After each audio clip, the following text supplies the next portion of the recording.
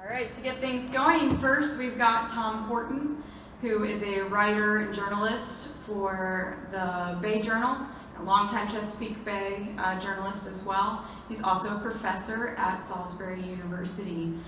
The title of his presentation is Thinking Like a Beaver, Restoring the Chesapeake Bay. So we'd like to welcome Tom at this time. Good morning. Thank you. Enjoy this slide. It's all I got. You're looking at probably the world's last writer in DOS, so I don't know how to spell PowerPoints.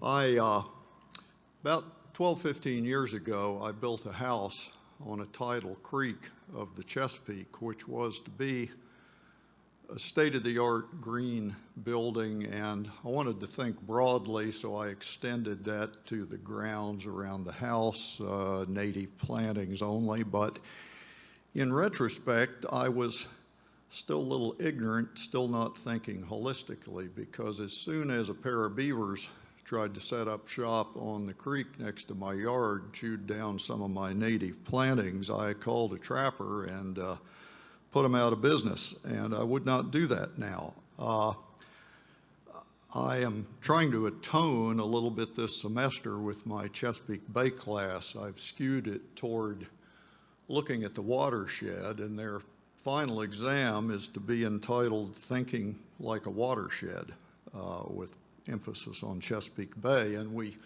start by reading Thinking Like a Mountain, Aldo Leopold's classic essay on ecological thinking. If you have not read it, I would recommend it. He's a superb writer.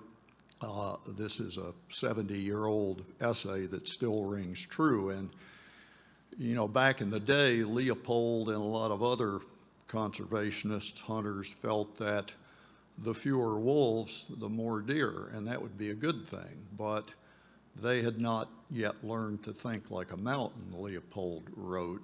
The mountain did not so much fear its fearsome wolves as it feared the deer unchecked by wolves, which promptly ate up the mountainside. So we got no wolves in the Chesapeake. We got some beavers to work with. And I think thinking like a watershed, the Bay watershed would, more than almost anything, wish to have held on to its historic population of beavers whose dams checked the sediment and took out a great deal of the nitrogen pollution, nitrates that run into the bay, turning them through denitrification into harmless N2 gas, which is 78% of the atmosphere.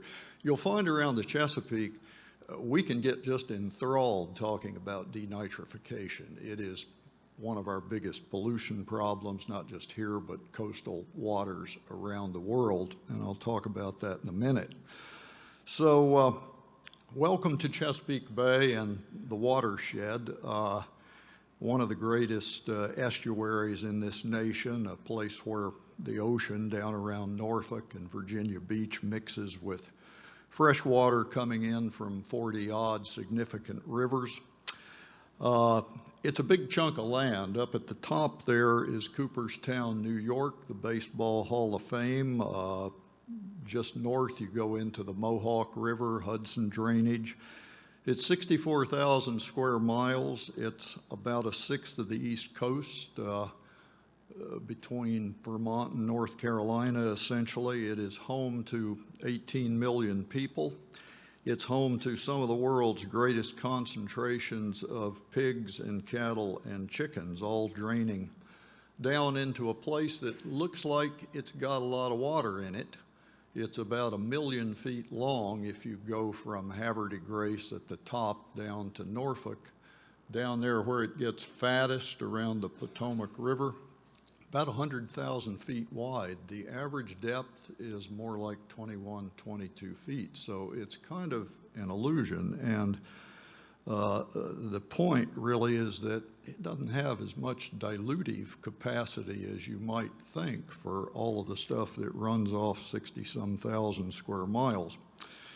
We actually, if you go back a century, had a lot less forest and a lot more farmland than we do today. And you can see the light yellow is farmland. We got a right good bit, the Shenandoah Valley of Virginia, Lancaster County, PA up there toward the top of the yellow. That's a lot of Amish farming. They're very good farmers. They don't much like to leave trees. Lancaster County has fewer trees than Manhattan last time I checked.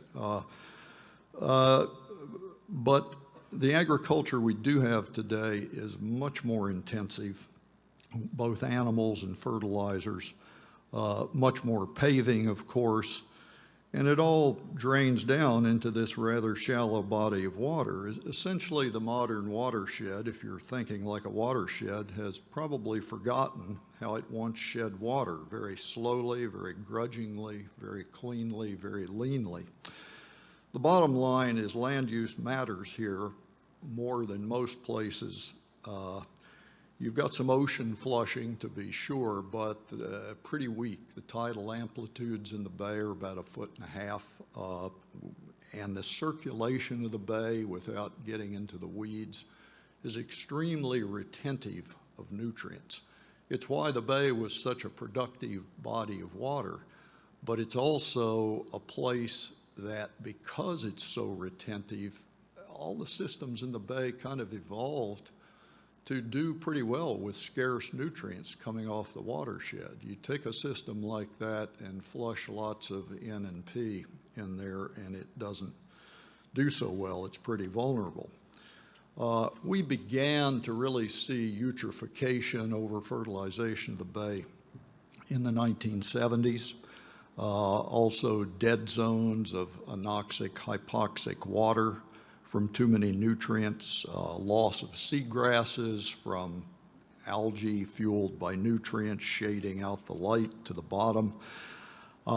In the 1980s, we mounted a program still ongoing that involves the federal government, the 6 states of the Bay watershed, and the federal EPA, NOAA, a lot of agencies, in a massive attempt to reverse the problems of the bay.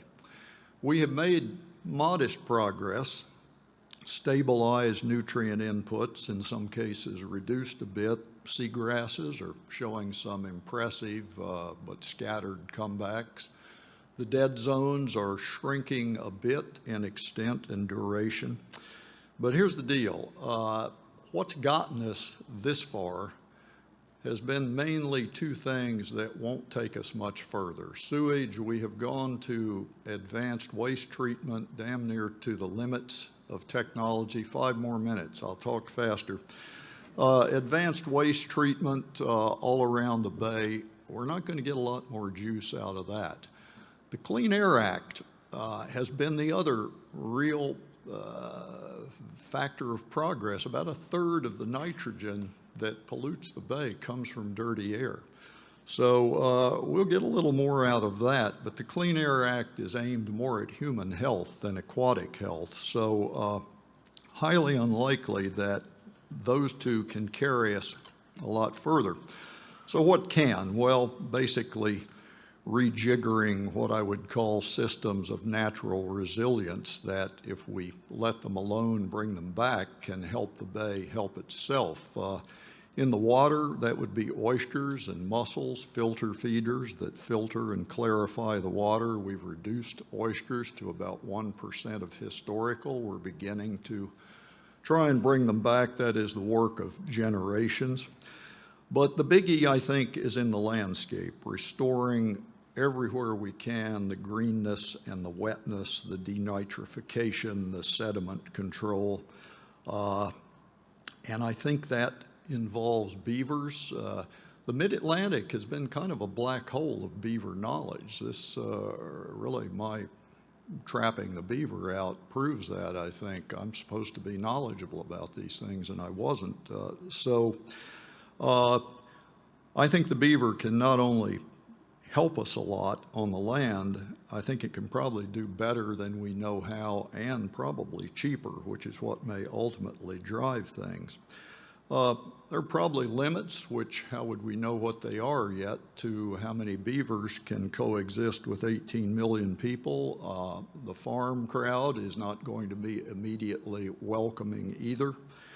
I think this conference could be the start of a really substantial beaver education, re-education project. Maryland particularly is one of the only states in the country with an environmental literacy requirement in pre-K through 12. I would see beavers and their historical role as a major piece of curriculum that has yet to be written, and I hope we can use this conference to jumpstart things like that. I guess really if I had to sum up what I've been writing about for 50 years on the Chesapeake is whether we can achieve, all of us humans, some kind of peaceful coexistence with the rest of nature, from forests and wetlands and beavers to great blue herons and larval oysters around this place. So I see this as a kind of exciting new chapter. Thank you.